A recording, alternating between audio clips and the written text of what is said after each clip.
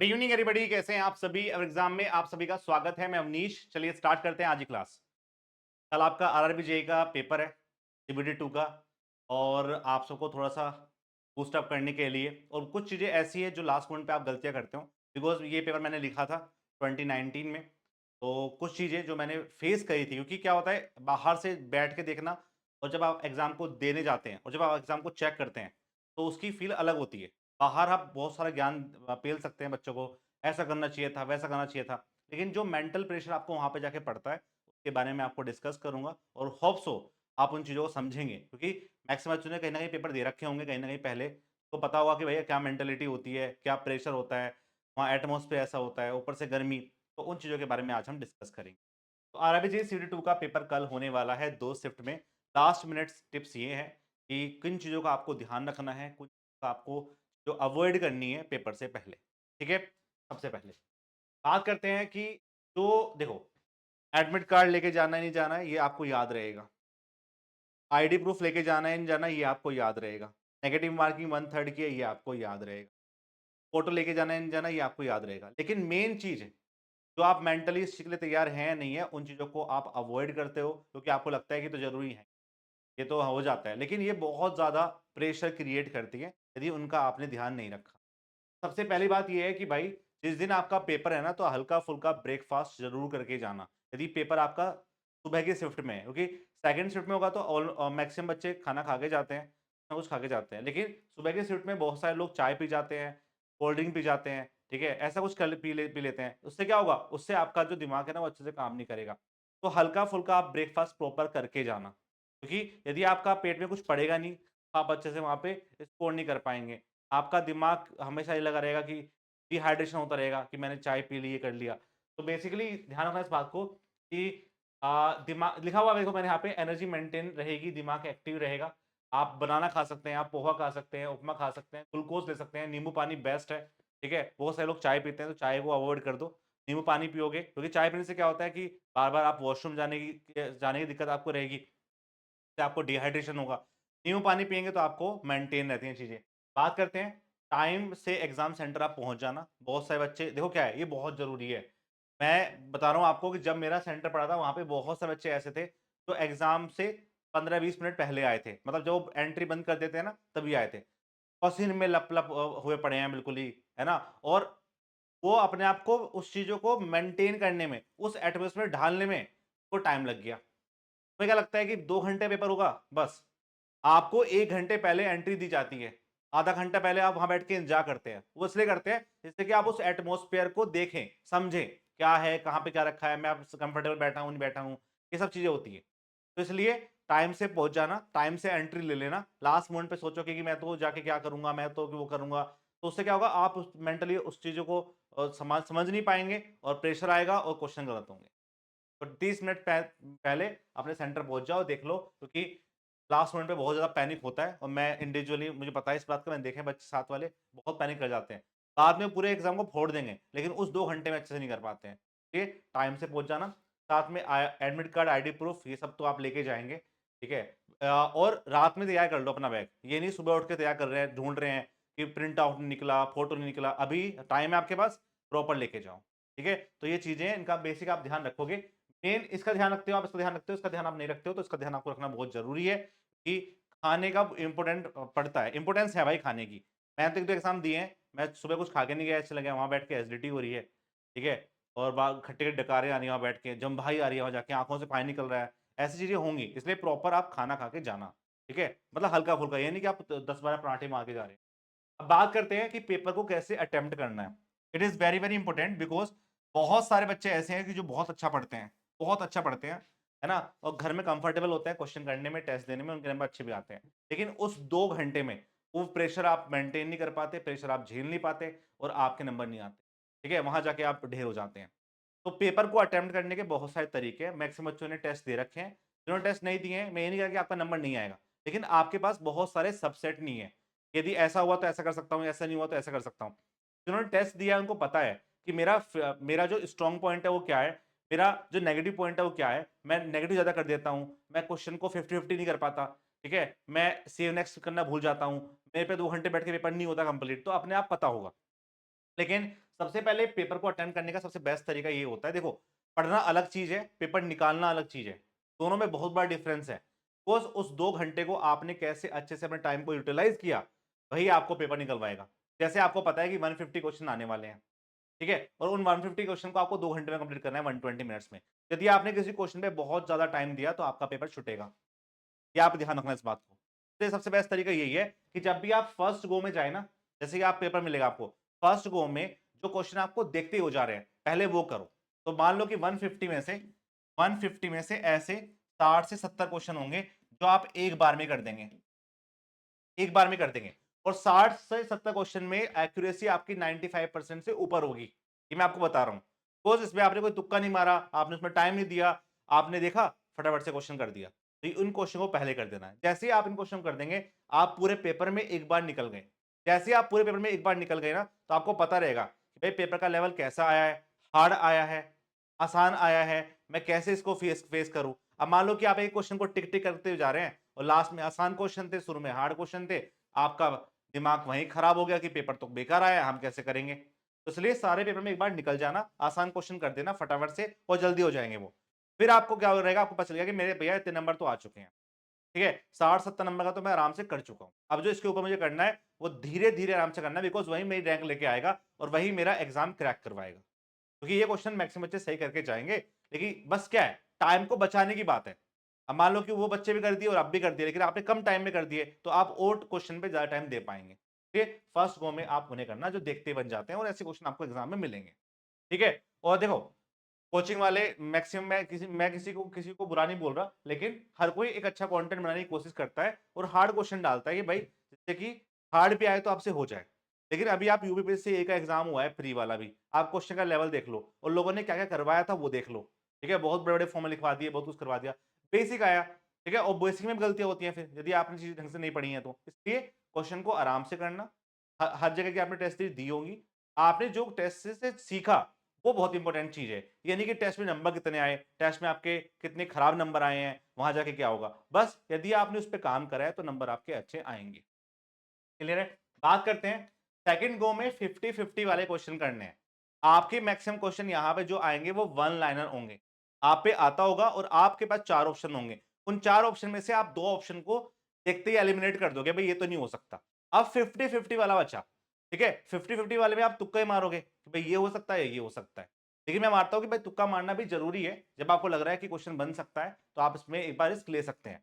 लेकिन ये risk is not more than 15%। 15% से ज्यादा नहीं होना चाहिए। ठीक है, मान लो कि आपने, मान लो आप 60-70 क्वेश्चन हुए और सब में आपने तुक्के मार दिए, ना ना ना ना। आपको 150 में से 150 नंबर नहीं लाने।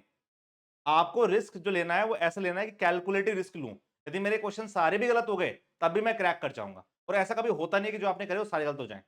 तो वो क्या होगा, बैलेंस हो जाएगा। अब मान लो आपने 25-30% क्वेश्चन का पेपर ऐसे तुक्के मार मार के कर दिया, तो फिर तो आप भाई बाहर हो जाओगे। ठीक है, इसलिए कैलकुलेटिव लो कि 10 से 15% तक मैं रिस्क लेके चलूंगा, इतना कि भाई ये मैं कर सकता हूं। ठीक है, बड़े न्यूमेरिकल आए छोड़ देना। ठीक है, कुछ लैंग्वेज आपको समझ में नहीं आई, बाद में देखूंगा, पहले आप फर्स्ट गो में देखो और 50-50 वाले क्वेश्चन जो है वो कंप्लीट। जैसे ही आपने कंप्लीट कर लिया, अब आपका अपने आप ही कॉन्फिडेंस बढ़ना अपने आप स्टार्ट हो जाएगा। और ये बहुत जरूरी है एग्जाम में बैठ के, क्योंकि हम जो आपको मोटिवेशन देते हैं वो एग्जाम में से बैठने से पहले, भाई तुम अच्छा करोगे, तुम आ लगा दोगे। लेकिन उस टाइम पे 2 घंटे में भी आपको अपना मोटिवेशन बनाना बहुत जरूरी है। यदि आपने शुरू के 1 घंटे में पेपर को अच्छे से देख लिया, कर लिया, तो आपका अपने आप ही बूस्टअप हो जाएगा कि पेपर ऐसा आ रहा है, अब मैं आराम से करूंगा, हल्के हाथ से करूंगा। फर्स्ट हाफ में आपने बिगड़ गया ना, तो आप क्या करोगे, जल्दीबाजी के चक्कर में बहुत सारे क्वेश्चन गलत कर दो। ठीक है, और ये मेरे साथ भी हुआ है। लेकिन मैंने क्या है, टेस्ट देते हैं हम, तो टेस्ट से हमारे पास सब तरह के सेट होते हैं। जो गलतियां हम यहाँ बैठे करते हैं वो एग्जाम में नहीं करेंगे, मुझे पता होता है कि मेरा क्या क्या दिक्कत होंगी, और उन सबका समेशन मैं आपको बता रहा हूँ यहाँ पे। आपने बहुत सारे टेस्ट दिए होंगे, आप अपनी उस स्ट्रैटेजी से चलना। लेकिन जो बच्चों ने अभी तक टेस्ट नहीं दिए हैं, अच्छे नंबर नहीं लाए हैं, तो इससे आप काम करोगे तो आपकी चीजें खराब नहीं होंगी जो अभी तक हो रही थी। ठीक है, नेक्स्ट। अब बात करते हैं, बहुत जरूरी हैबिट है। ठीक है, जब भी आप अपने टेस्ट को देते हैं तो कुछ चीजों का बहुत ज्यादा आपको ध्यान रखना पड़ता है, और ये चीजें आपको बहुत परेशान करती हैं एग्जाम में। घर आके सोचते हो, ओ ये पूछा था क्वेश्चन में, अरे यार ये मेरे से कैसे गलत हो गया, तो बहुत आसान था। ऐसे ऐसे क्वेश्चन आपके एग्जाम में आएंगे। ठीक है, देखो ध्यान से क्या क्या है। जैसे बहुत सारे ऐसे नेगेटिव वर्ड्स हैं जो क्वेश्चन में छिपे होते हैं और हम उसमें पढ़ नहीं पाते हैं। जैसे एग्जाम जो आपका क्वेश्चन है, उस क्वेश्चन के लास्ट में कुछ ऐसा वर्ड लिखा होता है जो क्वेश्चन की पूरी दशा ही बदल देता है, पर हम वहां तक जाते ही नहीं है। हमने शुरू की लाइन पढ़ी और टिक मार दी। नहीं, आपको क्वेश्चन को ध्यान से पढ़ना है, चारों ऑप्शन पढ़ने हैं, उसके बाद उसको जवाब देना है। बिकॉज वहां पे कंप्यूटर पे रहेगा तो आप सिर्फ उस क्वेश्चन को देख सकते हैं, वहां पे आप उसके अंदर अंडरलाइन नहीं कर सकते। इसलिए आपको क्वेश्चन को प्रॉपर पढ़ना है, उसकी लैंग्वेज पढ़नी है, उसको पूरा पढ़ना है। जैसे मैं आपको एग्जाम्पल की फॉर्म में समझा सकता हूँ, जैसे with the following is not correct. ठीक है, आपने लगा दिया करेक्ट, देखते ही मार दिया करेक्ट कि अच्छा ये होता है। ठीक है, बोलेगा आपसे which is not a function of foundation. ऐसे क्वेश्चन बनेंगे। ठीक है, ऐसे बने question, all are the advantage, ऐसे सारे सारे आपके एडवांटेज है और लिख दिया एक्सेप्ट।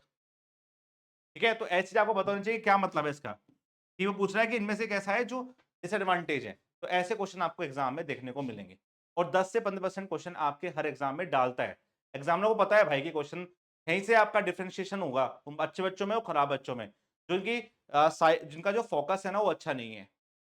तो इसलिए मैं बोलता हूँ कि इन क्वेश्चन का जो आपको अच्छे से ध्यान रखना है, और मैं आपको लास्ट में टिप दे रहा हूँ, तो भाई ये टिप्स बहुत इंपॉर्टेंट है कि क्वेश्चन को ध्यान से पढ़ना, नोट करके आपको पढ़ के जाना है। ठीक है, सबसे बेस्ट तरीका ये है कि क्वेश्चन को पहले पढ़ो, लास्ट लाइन तक पढ़ो। ठीक है, कि भाई लास्ट पॉइंट पे क्या लिखा हुआ है इसको प्रॉपर आपको पढ़ना है, फिर ऑप्शन देखो तब टिक मारो। ये एक हैबिट है, बहुत से बच्चों को पहले से हैबिट रहती है, जिनको नहीं है इस हैबिट पे आपको ध्यान रखना है, अच्छे से आप कर पाएंगे। ठीक है, ये बता चुका हूं मैं आपको, खाली पेट खाली दिमाग, ये बहुत इंपॉर्टेंट चीजें हैं। भाई आप डेली आराम से खाते पीते हैं, पढ़ते हैं, वहां बैठ के आप ट्रैवल कर रहे हो। ठीक है, बहुत से बच्चे ऐसे होंगे जो सुबह ट्रैवल करके जाएंगे तो अच्छे से फ्रेश नहीं होंगे वे, कि अच्छे से खाना नहीं खाएंगे, सुबह उठ के चाय पी लेंगे। तो भैया अपने आराम से खाओ, खाना आपको हर जगह मिल जाता है, हेल्दी खाओ एक दिन के लिए भी जो आपको मिल रहा है। ठीक है, जैसे कि आप 2-3 घंटे पहले कोई कुछ डाइट खा सकते हो, पोहा खा सकते हो, उपमा खा सकते, दलिया खा सकते हो, ओट्स खा सकते हो, नींबू पानी पी सकते हो, बिकॉज डिहाइड्रेशन होने वाला है। 42 डिग्री सेल्सियस का टेम्परेचर चल रहा है और जिनका सेकंड शिफ्ट में पेपर है ना, उनकी हालत ज्यादा खराब होगी, बिकॉज हमारा थर्ड शिफ्ट में था उस टाइम पे पेपर, और बहुत ही हालत खराब हो गई थी उस टाइम पे। ठीक है, क्योंकि गर्मी पड़ 2-3 बजे के करीब आपका पेपर होता है और उस टाइम पे इतनी गर्मी पड़ रही होती है कि सेंटर के बाहर खड़े खड़े पसीने छूटते रहते हैं। ठीक है, और इसलिए आपको अच्छे से अपने आप का ध्यान रखना है। आप कुछ ऐसे ऐसा वो जो होता है ना कि एक ऐसा कपड़ा होता है उसको हम ओढ़ के जाते हैं, है ना, ऐसा कपड़ा वो ओढ़ के जाओ आप अच्छे से। इससे क्या होगा कि आपको हीट नहीं लगेगी। ये जरूरी है, आप सोचोगे सर ये क्यों बता रहे हैं, भाई ये बहुत जरूरी चीजें हैं। यदि आपको पसीना आता रहेगा, आपका ब्लड प्रेशर बहुत हाई हो रहा जा रहा है पेपर से पहले, बहुत अच्छे से ऐसा होता है कि उनके थंब इम्प्रेशन मैच नहीं करते हैं वहां बैठ के, वो परेशान हो गए, उन्होंने बोला कि लास्ट में लेंगे तुम्हारा। ठीक है, तो परेशान नहीं होना आपको, आपने प्रिपरेशन अच्छे से करी है, आपने सारे सारे सब्जेक्ट पढ़े हैं, तो आपके नंबर अच्छे से आएंगे, आपको परेशान होने की। ठीक है, और ये नहीं है कि भाई ये मेरी दुनिया है, पेपर ये तो मैं यदि खराब होगा तो मैं कुछ नहीं कर पाऊंगा जिंदगी में, नहीं कर पाऊंगा, नहीं। ये सब थॉट्स आपके बाद के हैं, पहले आप पेपर में सोचो, एक मोटिवेशन के साथ में जाओ कि मैंने पढ़ा हुआ है, अच्छे से पढ़ा हुआ है, पेपर हार्ड नहीं जाएगा, कंसेप्चुअल बेस आएगा और मैं उस क्वेश्चन को अच्छे से पढ़ के जवाब दूंगा। जो होना है नहीं होना है वो भगवान के हाथ में, पर मुझे ये पेपर से निकल के बाहर ये ना लगे कि मैंने मेहनत नहीं करी अच्छे से, ये बहुत जरूरी है। बिकॉज मैक्सिमम लोगों को पता रहता है कि मैंने मेरी कहाँ गलती है। आप कुछ भी कह लो, मास्टर अच्छा नहीं पढ़ाया, हम तो यहाँ फंस गए, हम तो वहां फंस गए, लेकिन आपको पता होता है कि आपकी गलतियां कहाँ रही हैं। ठीक है, छुपाने को लोग बहुत कुछ छुपा सकते हैं लेकिन अपने आप से नहीं छुपा पाते। ठीक है, अब एक मोटिवेशन कोट है भाई, और देखो मैं तो मानता हूं कि आपके आसपास की संगति, आपका मोटिवेशन, आपकी थॉट्स, आपके घर वालों के थॉट्स, इनका बहुत बड़ा योगदान होता है आपकी सक्सेस में। यदि वो आपको डिमोटिवेट करते हैं तो आप बहुत अच्छा नहीं कर पाएंगे लाइफ में, बिकॉज आप फंसे रहेंगे उस लूप में। आपको मोटिवेट करते हैं अच्छे से, कि हमेशा अच्छे थॉट्स को देखा जाता है, हमेशा अच्छी थिंकिंग को देखा जाता है, बिकॉज नेगेटिविटी तो आप कितनी कर लो, कितनी डेप्थ में चले जाओ, उसका कोई सॉल्यूशन नहीं है, वो आपको कभी आगे नहीं बढ़ाएगा। इसलिए अपने आप पे काम करो और इस बात को ध्यान रखो कि मेरे अंदर जो आग है ना, वो रिजल्ट में दिखेगी, मेरे नंबर में दिखेगी वो। इस तरह का आपका मोटिवेशन होना चाहिए। मैं तो इसको मानता हूँ कि मेरी लिखी हुई लाइन है। ठीक है, मैंने मतलब इस बात को बहुत अच्छे से समझा है। यदि आपके अंदर आग है ना तो दिखेगी वो, किसी फॉर्म में दिखेगी, दिखेगी वो। ठीक है, यदि आप ऐसे लुल-पुल से हुए पड़े हैं, नहीं, ये तो बिल्कुल नहीं हो पाएगा, तो भाई नहीं होगा आपसे। सही है बात ये, क्योंकि आपके अंदर वो दम ही नहीं है, आप तो परेशान से घूमते रहते हो। नहीं, होगा नहीं होगा वो आगे देखा जाएगा, पर मैं अपनी पूरी मेहनत करूँगा। इस कांसेप्ट के साथ में आप एग्ज़ाम देने जाओ। ठीक है, तो मैंने दोनों लिख दिया है, जो बच्चे इंग्लिश में पढ़ना चाहते हैं वो ये है, the fire within us is seen in our result mark. ये दिखेगी वो। प्रॉपर अच्छे से। तो ऑल द वेरी बेस्ट, आप अच्छे से एग्ज़ाम को दे के जाओ।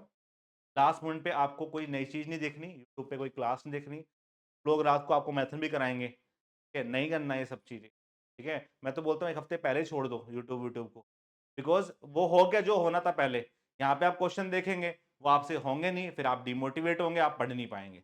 बस आपको जैसे मैक्सिमम बच्चे पहुँच चुके होंगे, बस आप एक बार फ़ॉर्मूला रिवाइज़ कर जाओ। वो भी बिल्डिंग कंस्ट्रक्शन का। बिल्डिंग मटेरियल, बिल्डिंग कंस्ट्रक्शन का जो फ़ॉर्मूला है, एक बार फटाफट से उसको रिवाइज़ कर जाओ, ठीक है? या आपसे हो सके तो आप एक बार सारा रिवाइज़ कर जाओ। यदि आपके पास अपने शॉर्ट नोट्स है, तो आप 4-5 घंटे में फटाफट से सारा रिवाइज़ कर दोगे, ठीक है? और बस पेपर दे आओ आराम से, और कुछ नहीं। ये नहीं कि ये भी कर लूँ, वो भी कर लूँ, ये छूट गया, वो छूट गया। भाई कुछ ना कुछ छूटेगा ही, और 150 नंबर किसी के नहीं आते हैं। समझो इस बात को। तो मतलब क्या है कि हर कोई नहीं पढ़ पढ़ के जा रहा है 100%, बट आपको पता होना चाहिए कि एटलीस्ट मैं इतना तो पढ़ के जाऊँ कि मेरा एग्ज़ाम अच्छे से क्रैक हो जाए। और ये एग्ज़ाम ऐसा नहीं है, एक अच्छी अप्रोच के साथ में आप एग्ज़ाम को क्रैक कर सकते हो, और क्वेश्चन बहुत हार्ड नहीं आते, कंसेप्चुअल आते हैं। आपको देखते लगेगा कि ये आंसर है, आप फटाफट से लगा दोगे। ऐसे क्वेश्चन आएँगे, और आए मेरे तो नंबर अच्छे आए थे, 100 नंबर आए थे इसमें, ठीक है, 150 में से, और आ जाएँगे आपके बहुत अच्छे। ठीक है? तो आप इस चीज़ की परेशान नहीं होना। टेस्ट में नंबर मेरे भी कम आए थे। 88, 85, 90, 91, 95 इतने नंबर आए हैं। 100 से ऊपर कभी आए नहीं, पर वहाँ पे आए। बिकॉज़ मैंने अपनी गलतियों से सीखा, उस पे काम किया। ठीक है भाइयों, मित्रों, तो ऑल द वेरी बेस्ट। मैं चाहूँगा भगवान से कि आप सब बढ़िया तरीके से करके आएँ, और हमने आपका सिलेबस कंप्लीट करा है, टाइम से चीज़ें करवाई हैं। यूट्यूब पे मैं लास्ट में नहीं कर पाया, बिकॉज़ मेरे कुछ इंटरनल पेपर थे डिपार्टमेंट के, तो मैं उनको दे रहा था। तो यहाँ पे नहीं लास्ट में क्लास ले पाया, पर कोई नहीं, हमने आपके ऐप में प्रॉपर क्लास करवाई है, तो बस आपको रिवीज़न करना, ठीक है? और जो बच्चे इस क्लास को देख रहे हैं, उनका आरआरबी का सिविल 2 का एग्ज़ाम नहीं है। आपका एसएससी जेईई का 2025 का जो बैच है, वो लॉन्च हो चुका है। उसमें मैं आपका सवाल मैकेनिक्स स्टार्ट करूँगा परसों से, ठीक है? हम कुछ यूट्यूब पे क्लास स्टार्ट करेंगे, कुछ अलग तरीके की। मतलब अलग तरीके की इन द सेंस कि भाई आपने प्रीवियस ईयर क्वेश्चन देख लिए हैं, आपने स्टेट लेवल क्वेश्चन देख लिए हैं, आप उसको बार-बार कर रहे हैं, लेकिन आपका जो बेसिक कॉन्सेप्ट है ना, वो क्लियर नहीं हो पा रहा।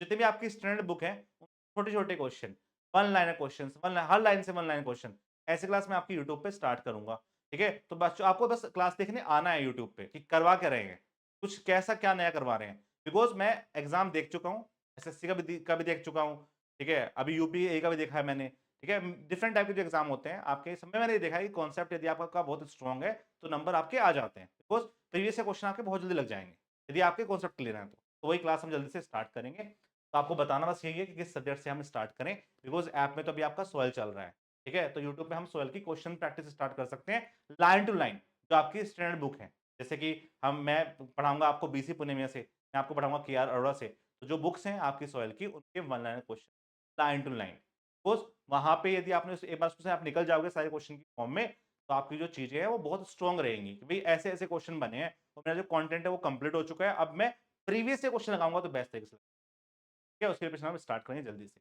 सबसे पहले ऑल द वेरी बेस्ट, ठीक है? टाइम से आप पहुँच जाना, पेपर देना, प्रॉपर नींद लेना। बहुत ज़रूरी है नींद लेना प्रॉपर तरीके से, ठीक है? क्योंकि मैक्सिमम बच्चों को नींद नहीं आती लास्ट मोमेंट पे, है ना? तो उसको लेके आप परेशान नहीं होना, बस आप सोने की कोशिश करना, ठीक है पूरी। अच्छे से 6-7 घंटे आराम से सो के जाओ, और पेपर को आराम से दो। मुझे पता है यार, देखो मैं मेरा बैठा हुआ हूँ, एंग्ज़ायटी होती है, प्रेशर फ़ील होता है, बहुत सारे तरह के थॉट्स आते हैं। आपको लगेगा कि आप सब कुछ भूल चुके हो, आपको कुछ याद नहीं है। मैंने कुछ पूछ लिया एंड मोमेंट पे, तब आप भूल जाओगे। किसी से बात मत करना। कोई मुझसे बोलेगा कि मैं तो पहले से ही किसी एग्ज़ाम को क्रैक कर चुका हूँ, मैं तो वो क्रैक कर चुका हूँ, मैं दूँ। तो आप वहीं डिमोटिवेट हो जाएँगे कि हाँ, तो सेलेक्टेड स्टूडेंट आ रहे हैं पेपर देने के लिए। तो सब मत सोच, किसी से बात मत करो, प्रॉपर पेपर देने जाओ और घर आ जाओ अपना। ठीक है? पेपर से पहले किसी तरह की नेगेटिविटी नहीं चाहिए। क्लियर है? तो ऑल द वेरी बेस्ट। आप पेपर दे के जाओ। बताना कैसा गया आपका पेपर, मुझे पता है बहुत सारे बच्चे सिलेक्ट होंगे यहाँ, ठीक है? और हो सकता है कुछ लोग हमारे अंडर में भी काम करें, जो मिले हमें कभी, तो वो एक अलग ही फ़ील रहेगी। तब तक के लिए बाय-बाय, जय हिंद।